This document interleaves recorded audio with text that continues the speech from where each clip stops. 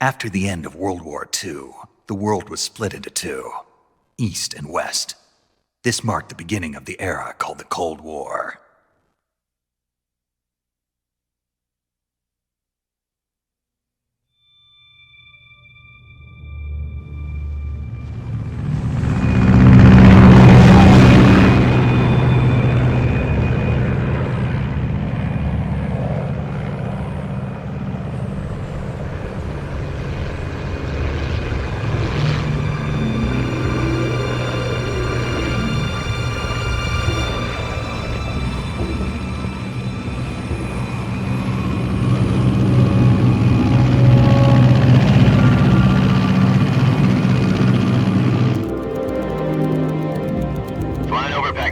Altitude 30,000 feet. Approaching Soviet airspace.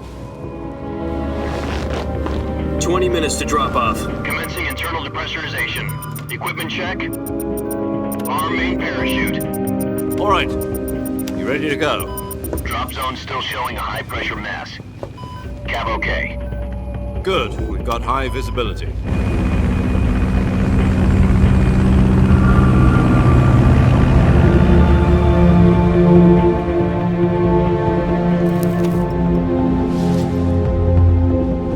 Put out that cigar. Connecting oxygen hose to interior connector. Put on your mask.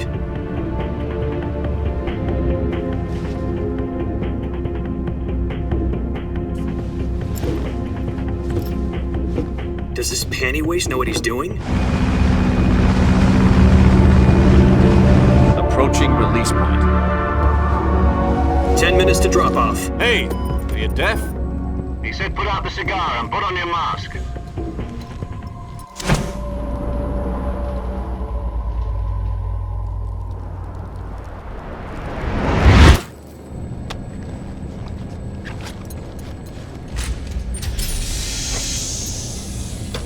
Depressurization complete. Checking oxygen supply. 6 minutes to drop off. Opening rear hatch.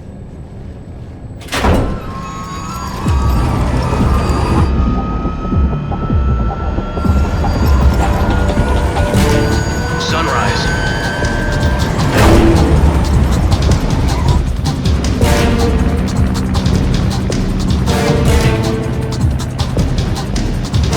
External temperature minus 46 degrees Celsius.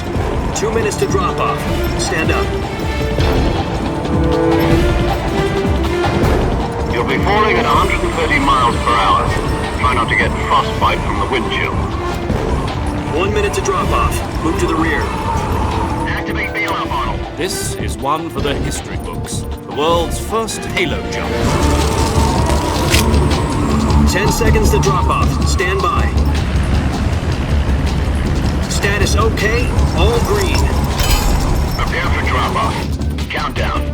5, 4, 3, 2, 1. Spread your wings And fly. God be with you.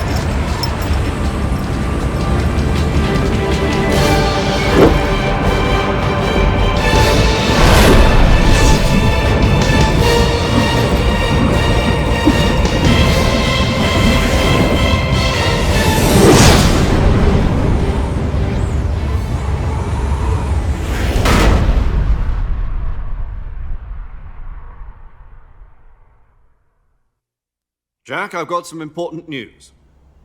The head of the CIA has finally given us the green light for the virtuous mission. Virtual mission? No, the virtuous mission. The future of our Fox unit depends on it. If it succeeds, we'll be officially organized into a unit.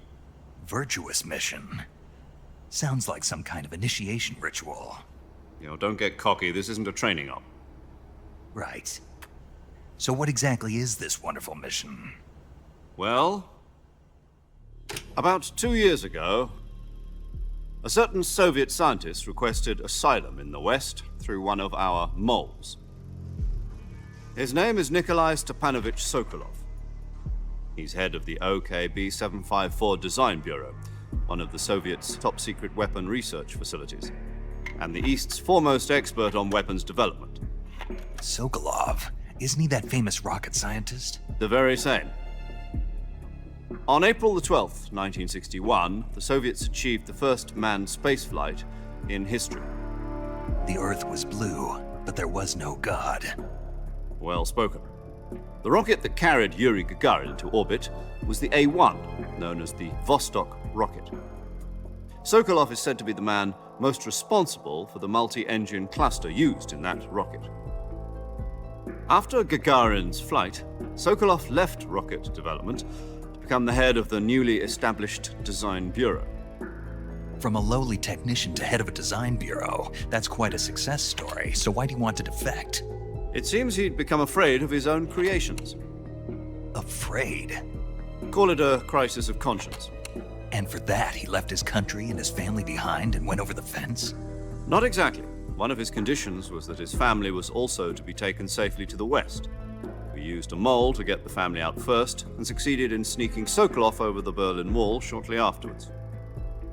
I was the one who conducted the operation. The security on the eastern side was still full of holes back then. Then what? We got Sokolov over in one piece, but the whole ordeal had left him exhausted, and we checked him into a hospital in West Berlin. It took him 2 weeks and more than 600 miles to get from the research facility in the Soviet Union to Berlin. He was in no condition to say anything coherent. And it was only a week later that we had something much bigger on our hands. The Cuban Missile Crisis. October the 16th, 1962, President Kennedy received word that the Soviets were in the process of deploying intermediate-range ballistic missiles in Cuba. The president demanded that the Soviets dismantle and remove the missiles. At the same time, he announced a naval blockade to prevent further missile shipments from reaching Cuba. But the Soviets didn't back down, instead placing their armed forces on secondary alert. Soviet transport ships carrying missiles continued on course towards Cuba. US and Soviet forces went on alert for an all-out nuclear war. Frantic negotiations were conducted through the UN's Emergency Security Council and unofficial channels to end the hair-trigger standoff. Finally, on October the 28th, the Soviet Union agreed to remove its missiles from Cuba. And so the world avoided a nuclear holocaust. But in order to get the Soviets to pull their missiles out, we had to make a deal. You mean the one where the US agreed to remove its IRBMs from Turkey? No. The Jupiter IRBMs deployed in Turkey were obsolete, and we were going to get rid of them anyway. They had no strategic value whatsoever to either the US or the Russians. The Turkey deal was a ruse, a cover story that was fed to the other intelligence agencies around the world. So what did the Russians really want? Sokolov. They wanted us to return Sokolov. You mean the Soviets pulled out of Cuba just to get their hands on Sokolov? That's right. What the hell was he working on? At the time, we had no idea. We were running out of time. It was either give up Sokolov or risk full-scale nuclear war. In the end, we had no choice. President Kennedy gave in to Khrushchev's demand. The next day, I got Sokolov out of the hospital, handing him over to agents on the eastern side. Sokolov kept on screaming, "Save me," until he disappeared from my sight. Then a month ago, we received some new information from one of our moles. About Sokolov? Yes. He was taken back to the research facility and forced to continue working on the weapon in question under KGB supervision. What's more, it's on the verge of completion. So what kind of weapon is it? Something to do with space rockets? No, missiles. Same technology. I guess you're right. We don't know the details, but it appears to be a new kind of nuclear device. For half a year now, the Soviets have been conducting frequent nuclear tests at Semipalatinsk. Something to do with the weapon, I assume. We're talking about a secret weapon so big that Khrushchev was ready to pull out of Cuba to get it back. Is Sokolov still in the facility? No. According to our intelligence, he's in Selinoyarsk, a place in the mountains about 3 miles to the west that's known as the Virgin Cliffs. The Virgin Cliffs. Nice name for a virtuous mission. They moved him there just recently. Why? Apparently, they're conducting a field test of the weapon, but it's our best chance to get him back. This mission would never have been possible if he was still in the research facility. This is our last chance. Sokolov must have known that too when he contacted us.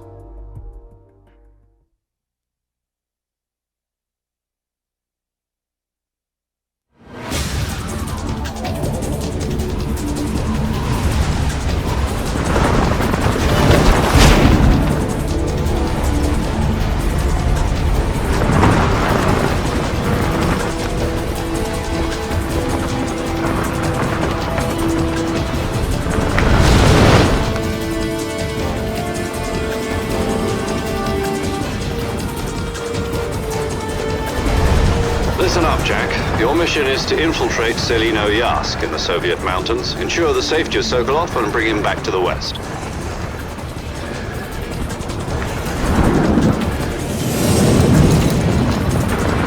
If we don't get Sokolov back before that weapon is complete, we'll be facing a major crisis. The clock is ticking.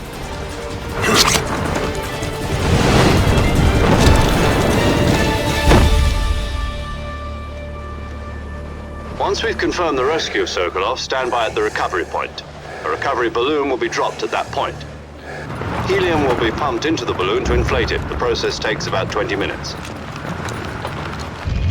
Once it's complete, the gunship's arm will latch onto the balloon and pull it up. The Fulton surface-to-air recovery system. I'm familiar with the theory. Take it easy. It's been combat-proven. Do you think Sokolov is up to it? The shock will be less than during a parachute jump, and the arm can handle up to 500 pounds. So you're planning on going over the border in a single combat Talon? She's equipped with two 6-barrel 20mm Vulcan cannons, as well as two 40mm machine guns. Sounds like she could hold her own against a battalion of tanks. Even with the fuel in the reserve tank, we're facing a 4-hour time limit. If all goes well, it shouldn't take more than a few hours. Home in time for dinner. But if anything goes wrong, you'll be eating dinner, breakfast, and all the rest of your meals in the jungle.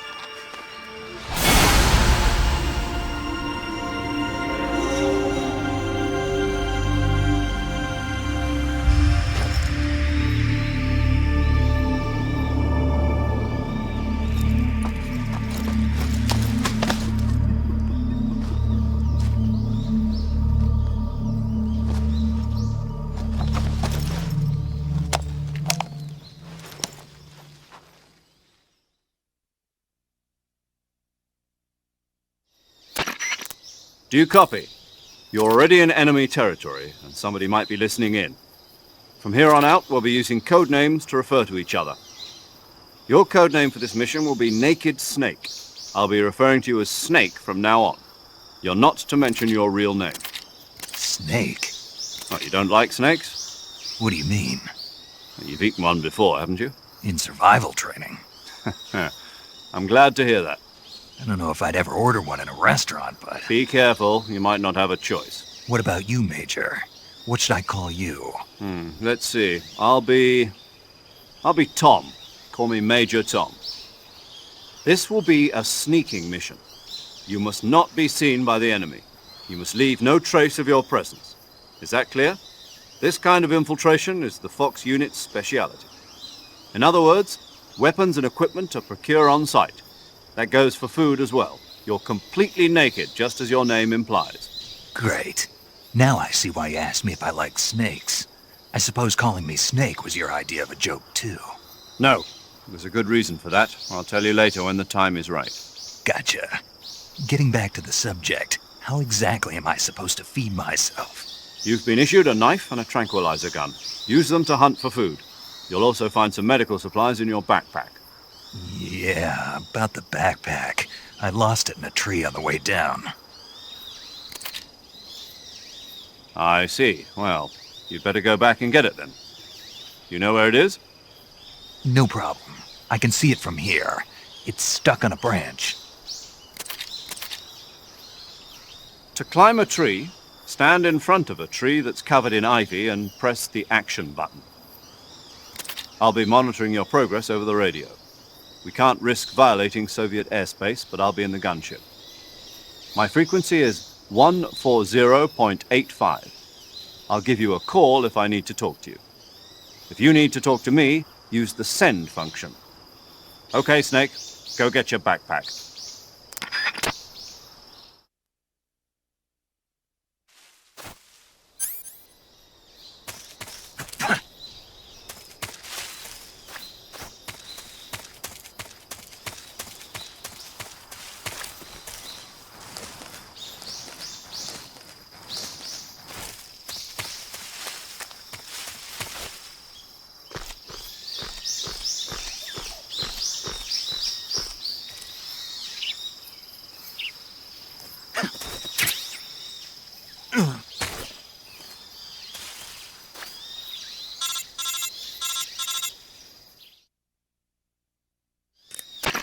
I see you've retrieved your backpack, Snake. To equip a weapon, it's necessary to take it out of your backpack. In the survival viewer, choose Weapon from the backpack. Your available weapons will be displayed in a window in the upper left. From that list, choose the weapon you want to equip and press the Enter button. For other equipped items, just do the same thing from Item. Got it. Use the survival viewer backpack. Yep, that's right. Survival is fundamental to this mission. After you've been out in the field for a while, your stamina will start to drop. If your stamina gets too low, it'll affect your performance. You won't be able to shoot accurately, for example, and your wounds won't heal as smoothly. Keep an eye on your stamina so you don't run out. To recover lost stamina, you can hunt for local flora and fauna. You can use either your tranquilizer gun or your knife to hunt. My only weapon is a Mark 22 Hush Puppy tranquilizer gun? That's right. It's been fitted with its own suppressor. However, the suppressor will deteriorate every time you fire. Once its durability reaches 0, the noise suppression effect will be gone. So don't get too trigger-happy with it. The suppressor's durability is shown in the icon. Any weapons and equipment beyond what you're carrying now, you'll have to find as you go. I have to find my own weapons and equipment? Whose crazy idea was this anyway? Solo covert actions are standard Fox operating procedure. You can't leave any traces of your presence. No weapons, equipment, footprints, sweat, or bodily waste. The same goes for bullets and cartridges, too. Your presence in enemy territory is already a violation of international conventions of warfare. There aren't supposed to be any American soldiers in Russia. It could spark an international incident. You can't let anyone see you. You can't let the enemy know you're there. This is a stealth mission. You're a ghost, Snake, in every sense of the word. And there'll be no rescue if you're captured. The military and US government will deny any involvement in the affair. Then I'll just have to take care of myself, huh? I'm afraid so. You've been given a fake death pill for that purpose. SIS guidelines stipulate that soldiers on covert ops like this one be issued a potassium cyanide capsule. Tape it to your body so you can take it when you need to. How generous of you. Use it if you're taken prisoner by the enemy. It'll send you into a state of false death for a short time. Fooling them into thinking that I'm really dead. So, how do I come back to life? Just take the revival pill. You mean that thing they put in my tooth before the mission? That's the one. But be careful. If you remain in a state of false death for too long, nothing will be able to bring you back. Remember that. I'll keep it in mind. You said this was a solo mission, right? Right. I guess that means I can't count on any reinforcements. Correct. The mission rests entirely in your hands. A real one-man army. Relax. There's a support team ready to back you up over the radio. Who? I'll introduce them to you. This time, survival is of utmost importance. The first member of the support team will be in charge of monitoring your physical condition, acting as a medic, so to speak, as well as recording your mission data. She's a member of Fox as well, and she's here on the gunship with me. She? Hello, Snake. I'm paramedic. Nice to meet you. Paramedic. As in a medic who comes in by parachute. Aren't you going to tell me your real name? Are you going to tell me yours, Mr. Snake? My name, huh? It's John Doe. And they call you Jack for short. You're a regular Captain Nemo. A name means nothing on the battlefield. After a week, no one has a name. What's your name? Jane Doe. Very funny. I wasn't joking, but I'll tell you my name only if you manage to make it back alive. My frequency is 145.73. She's also in charge of recording your mission data. Whenever you want to save, send a message over the reserved save frequency, 140.96. So saving lets me record my mission data. That's right. It also records the state of your health. Good to know. There's one more person I want to introduce you to, Snake. Huh? Speaking of snakes, you remember the boss, don't you? A legendary soldier and your mentor. Actually, it was the boss that got the DCI's authorization in the first place. She's going to be serving as Fox's mission advisor. The boss is? She also helped me plan this mission. She and I were at SAS together. Jack, is that you? How many years has it been? Boss? That's right. It's me. Talk to me. Let me hear your voice. It's been 5 years, 72 days, and 18 hours. You've lost weight. You can tell just by the sound of my voice. Of course I can. I know all about you. Really? Well, I don't know anything about you. What's that supposed to mean? Why'd you disappear on me all of a sudden? I was on a top-secret mission. You didn't need me anymore. But there were still so many things I wanted you to teach me. No, I taught you everything you needed to know about fighting techniques. I taught you all I could. The rest you needed to learn on your own. Techniques, sure. But what about how to think like a soldier? How to think like a soldier? I can't teach you that. A soldier needs to be strong in spirit, body, and technique. And the only thing you can learn from someone else is technique. In fact, technique doesn't even matter. What's most important is spirit. Spirit and body are like two sides of a single coin. They're the same thing. I can't teach you how to think. You'll just have to figure it out for yourself. Listen to me, Jack. Just because soldiers are on the same side right now doesn't mean they always will be. Having personal feelings about your comrades is one of the worst sins you can commit. Politics determine who you face on the battlefield. And politics are a living thing. They change along with the times. Yesterday's good might be tomorrow's evil. Is that why you abandoned me? No, it had nothing to do with you. I already told you, Jack. I was on a top-secret mission. A soldier has to follow whatever orders he's given. It's not his place to question why. But you're looking for a reason to fight. You're a natural-born fighter, but you're not quite a soldier. A soldier is a political tool, nothing more. That's doubly true if he's a career soldier. Right and wrong have no place in his mission. He has no enemies and no friends. Only the mission. You follow the orders you're given. That's what being a soldier is. I do whatever I have to get the job done. I don't think about politics. That's not the same thing. Sooner or later, your conscience is going to bother you. In the end, you have to choose whether you're going to live as a soldier or just another man with a gun. There's a saying in the Orient, loyalty to the end. Do you know what it means? Being patriotic.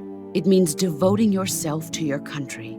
I follow the president and the top brass. I'm ready to die for them if necessary. The president and the top brass won't be there forever. Once their terms are up, others will take their place. I follow the will of the leader, no matter who's in charge. People aren't the ones who dictate the missions. Then who does? The times. People's values change over time, and so do the leaders of a country. So there's no such thing as an enemy in absolute terms. The enemies we fight are only enemies in relative terms, constantly changing with the times. As long as we have loyalty to the end, there's no point in believing in anything, even in those we love. And that's the way a soldier's supposed to think? The only thing we can believe in with absolute certainty is the mission, Jack. All right, but do me a favor. What is it? Call me Snake. Snake. Oh, right. Your code name is Snake. It suits you well. That's right. The legendary unit that the boss put together during World War II was a snake. The Cobra unit, a group of heroes that brought the war to an end and saved the world. As long as you've got a legendary hero backing you up, you'll be fine. Isn't that right, Snake? Yeah, I can't think of anyone else I'd rather have with me. Oh, and one more thing, boss. Yes? It's good to hear your voice again. Same here. After all, who knows if either of us will make it out alive? Snake, you are always best at urban warfare and infiltrating buildings. But this is the jungle. Survival is going to be key. Those CQC techniques I taught you are sure to come in handy. CQC? Close quarters combat, huh? I've been in the Green Berets for the past few years. I'm probably pretty rusty. Not to worry. I'll be here to help you remember. After all, this is your first actual survival mission. I'll be supporting you over the radio. Where are you, boss? Next to the Major? The boss is communicating with us by radio from aboard a Permit-class submarine in the Arctic Ocean. My frequency is 141.80. Call me if you need my advice on battle techniques. Gotcha. Your mission is to retrieve Dr. Sokolov. Dr. Sokolov is being held in an abandoned factory located to the north of your current position. Avoid heavy combat and don't let anyone see you. Don't forget that this is a stealth mission.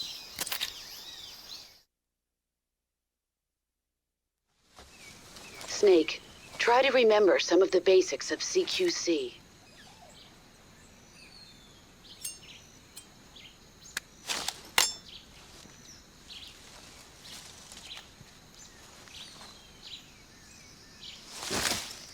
Commencing virtuous mission now.